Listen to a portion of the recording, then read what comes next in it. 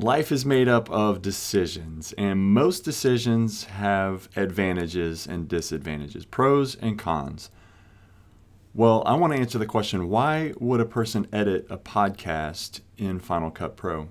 I've got 3 reasons, and you're more than welcome to edit a podcast however you like, but these are the reasons why I use Final Cut Pro to edit podcasts. Number 1, when it comes to editing podcasts, most of what you're doing is trimming out and removing silences or cutting sections, and audio editing applications just aren't set up for that very well.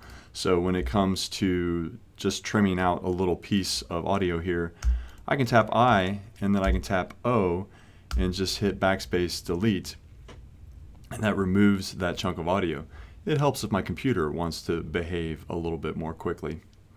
Another thing is I can change the display in Final Cut Pro to just show the waveforms, which gives me a little bit better visuals when I'm editing. And if I want to, I can do some things that act like split edits by right-clicking on a clip and then lifting it from the storyline, and now I can sort of put that together like a bit of a split edit. So just to sort of tighten up dialogue and tighten up conversation back and forth. So that's the first reason, because it's designed to use that primary storyline to just make that project more and more compact. I am also going to add an effect here, and this is the second reason why I use Final Cut Pro. I'm going to go under the audio effects on levels. I'm going to drag and drop a compressor just on this clip for now. And immediately I see the results of that compressor. So not only do I apply the compressor as I normally would, but I immediately see the results in the waveform display. And audio editing applications just aren't doing that for us at this point.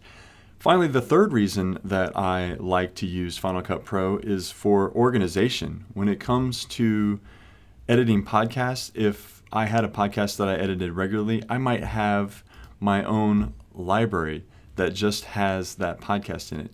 Inside each library is an event, and inside those events I can actually have a compound clip that is the show intro or an ad or an outro, and I can build all these things in Final Cut Pro. I could even make a template where I could just drag and drop and do a replace edit on the actual show itself.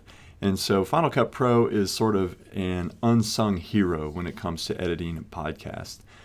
Finally, the last thing I'm going to do, this is just a little bit of a bonus tip. The last thing that I do is I select all the clips inside the podcast episode, and then I make a compound clip out of that. Now I've already done that out of this one, so I can just hit the back button, and this is my actual compound clip. And the beauty of this is that I can look across the whole podcast and I can see that the levels are pretty good.